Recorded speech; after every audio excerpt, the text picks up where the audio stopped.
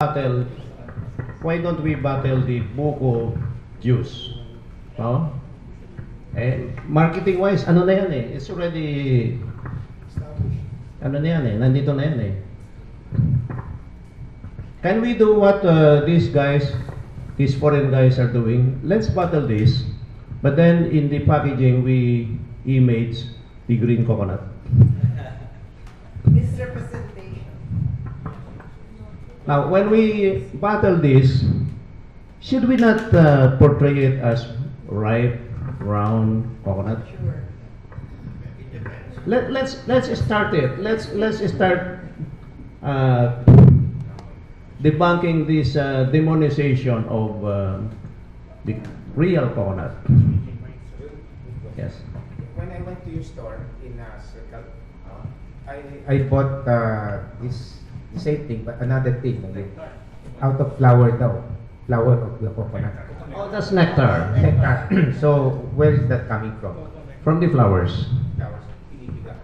Pinipiga, oh. That is Ang tasteful. pumipiga doon, giant honeybees. Really? Okay, it's very tasteful. Huh? Very tasteful. Yes. Liquid coconut. But this coconut water, when you say coconut water, it comes from the fruit, not from the flowers. The flowers first. The flower is this big. That when it is impregnated, it becomes a nut. A one month infant, then it becomes 1, 2, 3, 4, 5, 6. Oh, ito na. Ito yung buko. 6 months old. Ito, from the flowers, wala pa yan. 6 months old. Malauhog. Mura. Yung tawag mura. Mura.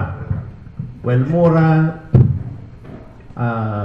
mababa. Pero actually, mura is baliktad ng mura. Mahal. Then after 6 months, 7 months, 8, 9, 10 months, 11 months, 12 months, you have the Yo. nyog. So all these 6 months, 7 months, 8, 9, 10, 11, ito, green. Young. Now, 11 months, half ripe. This is full ripe. So, partly green, partly brown in color. No? Now, these two, these are good fruits. No? Hinog at malahinog. Ito yung golden sa atin, ito hindi golden, copper or iron. Baliktarin natin, golden to. Because the nutrients of buko is less than the nutrients of nyog. You eat 20 buko is not comparable. The nutrients of 20 buko not comparable to the nutrients of 1 nyog. Because in the meat, not only the water, the meat, it contains milk and oil. Matigas? Oh, ito pa. Matigas yung meat. Matigas pa talaga? Din. No. The French like it as nuts. Diba? Yes. Yun yung peanuts ng mga French. They cut it. Fresh new meat. They dice it. No, not mince lang. They don't even fry it or anything. Fresh. The Europeans, they import this. They buy this fresh, and then they cut it into pieces and they eat, and they call it juicy. It's not matigas. Tayo mga Pilipino, matigas. Yung mga French, juicy. So let's debunk that bad notion again ng matigas. Makunat. See? Hindi totoo. Come on, let MAP, ABCDF be the first in this higher up society to declare that hindi totoo na matanda, matigas, maasim, makunat. Let's call it juicy fruit. Yeah. Chewing. And nobody calls the coconut a fruit. No? This is a fruit. Yeah. Fruit of life. Not a coconut nut, it's a coconut fruit. When you extracted the water for this, what did you do with the rest of the nut? When you open the nut to extract the water, so you immediately open the nut, Okay? it's now exposed. So you have, if you're going to save We pasteurize it. the whole nut or the material. The water. The water. I understand the water, that's simple to deal with. I'm talking about now you've got the balance of the nut, what do you do with that? After you've extracted the water, you've now got a round nut with a hole in it that you've let the water out. Now what do you do with the rest of the nut? What do you do with the meat? The Because meat? it's no longer coppery, yeah. Meat? Yes. Well, we're talking about this is a topic for next forum, but we extract milk. But in terms of your product, you have a nut which has several products coming Yes. from it. Okay. And the Milk. issue we are interested in is how Milk. do you make all of them work together? Milk. Okay, milk. And we have oil, virgin oil. That's Then we have coconut. butter. We have cheese. We have flour. And the derivatives, yogurt and all that. But there is another product here which pertains to our topic, coconut water. The meat, from the meat, not from the water, we have milk, oil, butter, cheese, flour. And we have juice. It's called fruit juice. So this is watery. Come on. I thought we're talking about meat. Meat. Why is there water or juice in the meat? That's what I want to point out. Ang coconut water, hindi lang yung nando sa gitna. Nando sa meat, water. But we don't call it coconut water. We call it fruit juice. Okay. Chemistry. Di huwag ka matakot sa chemistry, ha? Ito yung bote. Bottle. Okay? Of milk. Milk. Now, milk, 50% Is water. water. Ito yon. 40% oil. And 10%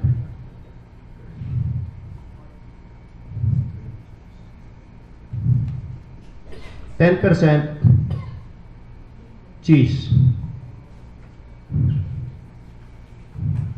I'm using local parlance, cheese. But in science they call it protein, they call it something else, but it is cheese. Okay? Water, cheese, and oil. Now, let's harvest the water from milk after getting the oil. Kasi sa BCO business, copra and all that, puro oil. Tinatapon ito. Did you know that? In the coconut industry, copra, they just center on oil. Tinatapon ito. Ngayon, let's pay attention to this. Wag lang ito. When you do copra, you throw away this. And you degrade the oil. It's rape oil. I'll explain it. I already explained it. Now, let's concentrate on this. The coconut water content of milk, which is thrown away, let's market it, consume it as water containing the same nutrients. Pero mas matamis ito kaysa buko juice. Pag hiniwalay mo yung coconut water from milk, it's really like a fruit juice. Matamis at masarap. There's the market prospect for the water content in milk. And then the shell, you can use for coconut. The shell actually, yung lahat ng nutrients sa water and meat nasa shell. At nandun din siya husk. Yes. All the nutrients in the meat and water, they are in the shell and the husk. You want to try? I'm sorry, it's not digestible. But the same nutrients are contained there. June, with pasteurization, none of the nutrients are diluted because you said you pasteurize the water. Walang diminution of the... It depends on pasteurization. Pasteurization, yung tamang pasteurization, below the boiling point. You can pasteurize a liquid material at 50 degrees, even 40 degrees. Kaya lang matagal. Kami, nagpa-pasteurize kami. Meron kaming, we produce coconut ice cream, coconut milk, coconut butter, all of this. We pasteurize at 70 degrees for 20 minutes. Not boiling.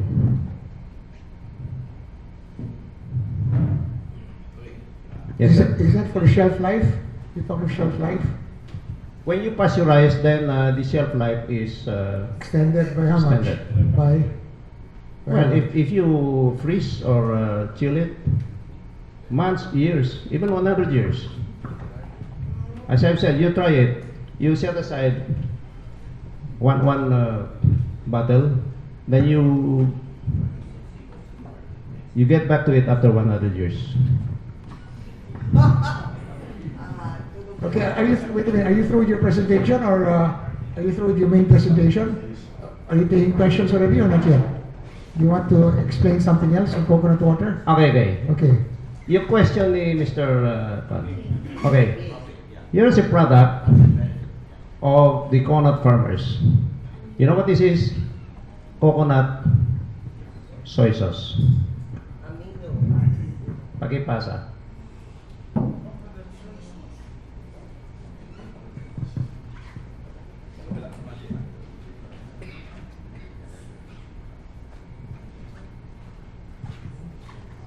Have you Soy tried sauce, coconut soy soy sauce. sauce? Okay. Okay. This is pure coconut water.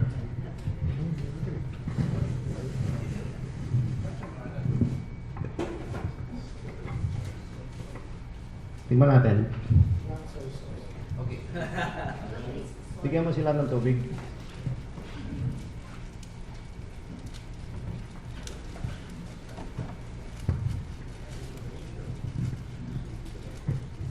Tikman ninyo. Pure coconut water. Maalat. Pero hindi katulad ng kikuman na purong alat, matamis. Maalat at matamis.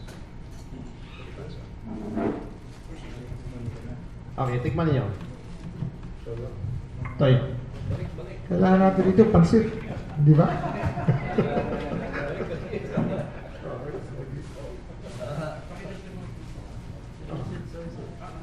What are you passing? You're passing around the soy sauce? And what else? No. Meron kutsarita dyan. Tikman ninyo. Kutsarita. Ah. Yan. Okay. Hinahanap ni Ramon yung pansit eh. Well, next time yung buko pansin. You have it? Nasaan yung kwan? Tatlong bote yan eh. Tinago na din sa dito na dito. Nasaan yung isang bote?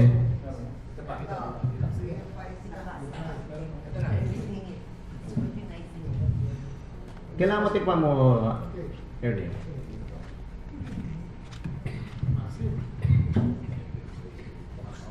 You open it. Maalat naman yung cheese.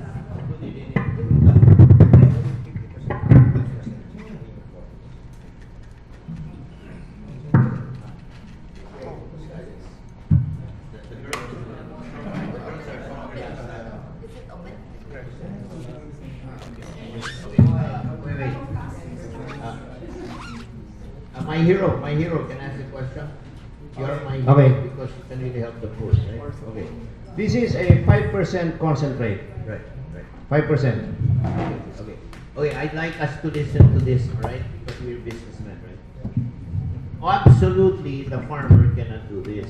But if it's connected to a factory, he can do it. So the question is, how much is the factory? What's the cash flow, etc. Right? Okay, now. Excuse me, this is a product of coconut farmers. Great. Now that is why we want you to tell us how it's done, because we can multiply that. You know franchising, right? Franchising. We can franchise you stuff so that it helps a lot of people, right? Okay? My wife got an award for franchising. You know what she franchised? She franchised birthing clinics, which is an SDG goal, but we're not making it. And the birthing clinics have lousy standards. She franchised it across the country, right? The same way, in other words, it now has the same standards. Just to let you know, it's under their faith, right? And I did my loans went. Never mind. I understand it. Now here's the thing. We can leave this place and say, "Wow, this is terrific." Are you gonna create jobs? No. You create jobs only if you can help him spread it, right? Okay. Now, my expertise is business, correct? Okay? And I know the government stuff, secretary and your secretary, right? Okay, now the government, I'm telling you, doesn't know goddamn thing about it, nor do they care, right? So it has to be us to do it, right? Okay, and we follow fine. So here's my question. We have only 10 minutes left, right? We can Okay, enjoy the slides. So my question to you is, just answer. Okay, Jun, are you one through with your question. presentation? Okay, No, what no, else you want not to yet, say? not yet. Okay. One question now. Okay. You know, we really think you're a freaking genius, and we want your genius to spread. We are businessmen here, and she's a banker, you know, you have an entrepreneur and all that, right? Okay, so what we want to do is this, no? What is our value added to the country by listening to this? It is that we have a genius here, a pearl, that is doing fantastic work. He does it little by little. We are here to support him, to do it not little by little, but very big, all right? Okay. I've done my part. I'm connecting to the biggest coconut water guy in the Philippines. And you talk to him. And if he screws him, I'll screw that guy. You know what I mean? I mean, we'll fight him because I'm pro-poor. I'd like to know right here, no? Alright? When he talks to us about milk and oil and all that, obviously the farmer cannot do it, but the farmer can start it and then it can connect to the factory. How much is the factory? Right?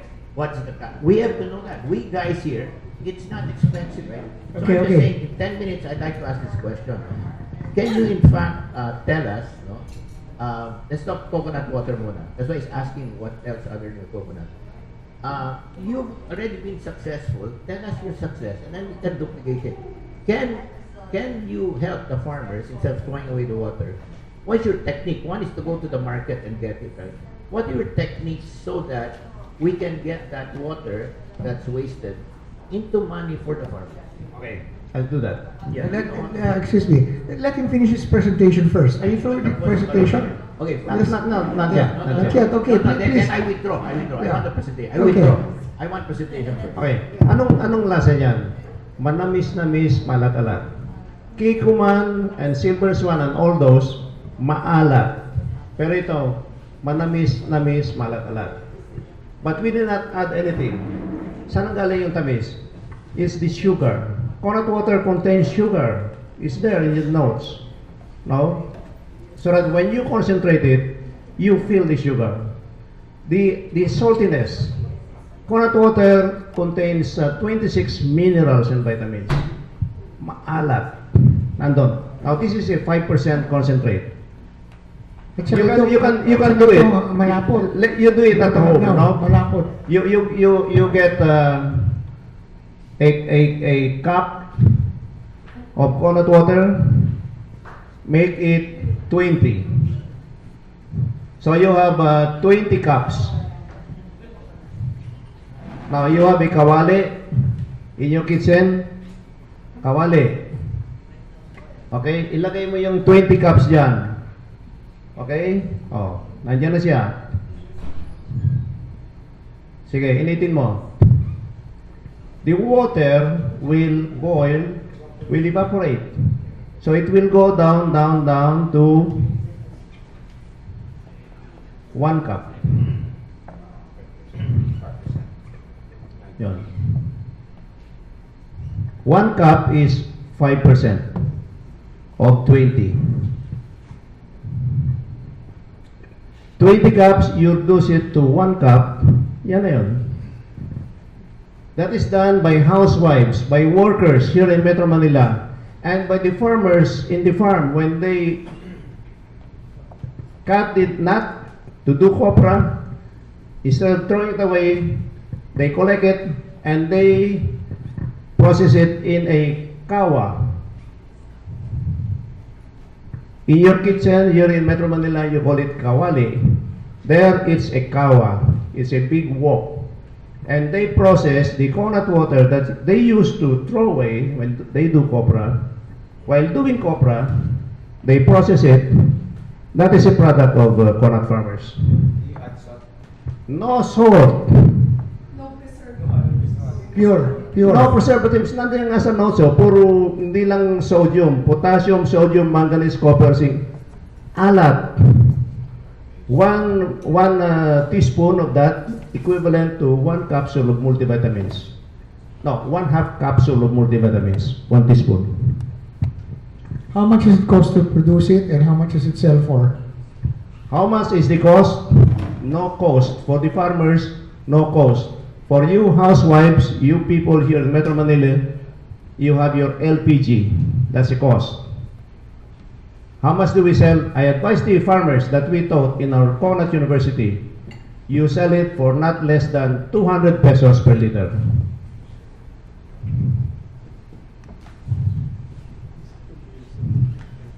You can have how many? Now, that is four bottles, 1 liter. So the 50. guy who bottled this, they bought it from the farmers at 200, bottled it into 4, so the contents is 50 pesos.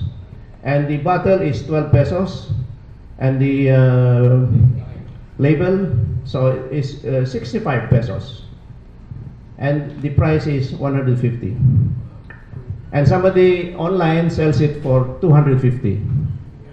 And somebody sells it for 300. And when it's brought to the US, it's how much?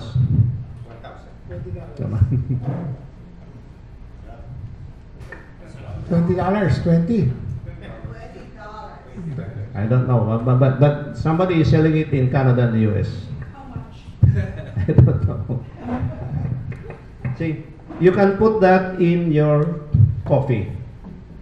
You can use it for cooking your adobo, your barbecue, or any dish. Teriyaki. Actually, that is teriyaki sauce because that is 4% concentrate. But we use the bottle of coconut soy sauce. Soy sauce is 5% concentrate. But this one, the contents of that is 4% only. 4% concentrate, kaya teriyaki sauce. Nawalan kami ng label ng teriyaki sauce, coconut teriyaki sauce. Now, here's another. If you continue heating it, so you evaporate the water, there's still water there, evaporate until there's no more water. Anong matitira? Residue, dry. You know what that is? Coco asin. don't call it salt, asin. Pinakamasarap na asin. Manamis, maalat siya, pero may tamis at merong umami. Umami. Masarap. And the farmers are producing it. If you ask them, oh, come on, padala nyo rito sa Maynila. Sir, dito pa lang kulang pa. So we have how is it packaged? package. I don't know how they do it, but I'll ask. They can send it by the kilos, and I'll give it to ABCDF. So the products from the coconut water. Yung kanina pinakita ko, bottled water, pasteurized to Then you have coconut.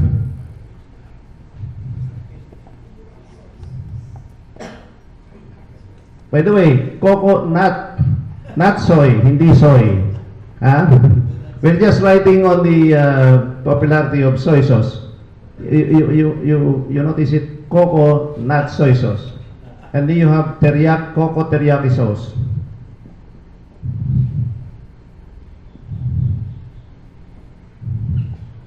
Then you have coco asin or coco salt. Gusto mo?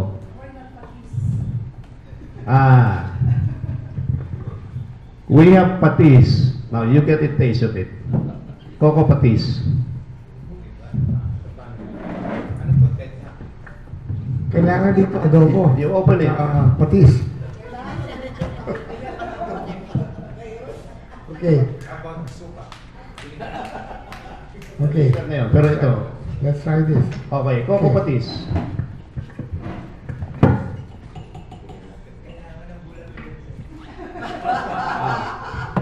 Ulitin ko Coco beverage from mature coconut water Coco nut soy sauce coco teriyaki sauce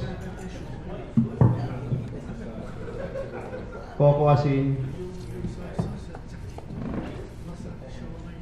and then we have coco patis. Hindi yan katulad kanina, no? Maalat-alat na matamis. Alam niyo kung bakit ganyan? When you heat the water in low fire. So, yung soy sauce, high fire. Kaya maitim. Bakit maitim? Because the sugar, when you heat sugar, it caramelizes. Di ba? Kaya ganyan ang kulay Now, kung mahina ang apoy, it takes time bago mag-evaporate. Yung kulay niya, kulay patis. Actually, merong lighter version yan. Lighter. Kulay patis talaga. Tapos ang lasa niya, manamis-namis, malaga, pero dominant yung alat kaysa tamis. Kaya ang tawag diyan, coco patis. And there is no hint of coconut, There's no hint of coconut. There's no hint of coconut. It doesn't... No, if you think coconut, then you know it's coconut. Don't mix anything in it, No mixing. In the kawa, you just Scrape it. because if you don't mix, the sugar will cling. didikit doon sa kwan. Yes, ma'am. It won't cling to the side. That's what it means when you The water and the minerals will cling to the side, so you have to. And this whole thing comes just from the coconut water. Coconut water, pure, 101%. Okay. Now, there's another product. Coco sarap. Ano yun? What is that? The farmers, they discovered this. They cook. I mean, they cook the water. Okay? Ngayon, iniwanan nila, nanonood ng probinsyano. So, bumaba. And that's how they discovered asin. Now, there is a product akin to asin. Just before complete dryness, mabasa-basa pa, there's moisture. Such that you can Scrape. get one, and then you roll it on your palm, Yeah. balls into balls, the size this or this Candy. candy. Mhm. But the farmers, they prefer this shape.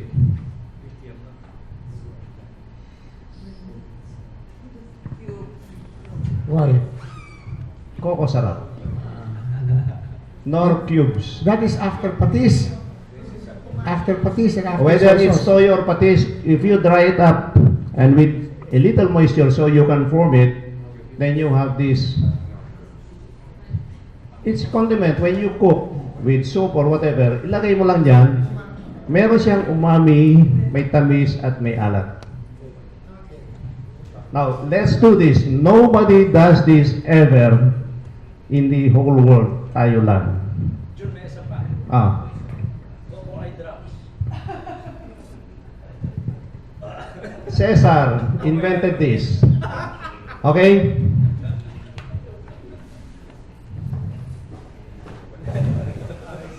Eye drop. Now, who uses eye drops? Come on, you, huwag niyong itago, ha? Cesar is a user of eye drops, and this is his eye drop.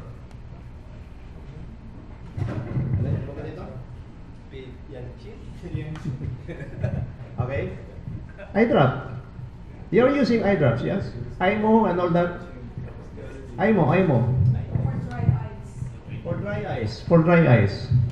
Okay? Now here comes coconut water. The best eye drop.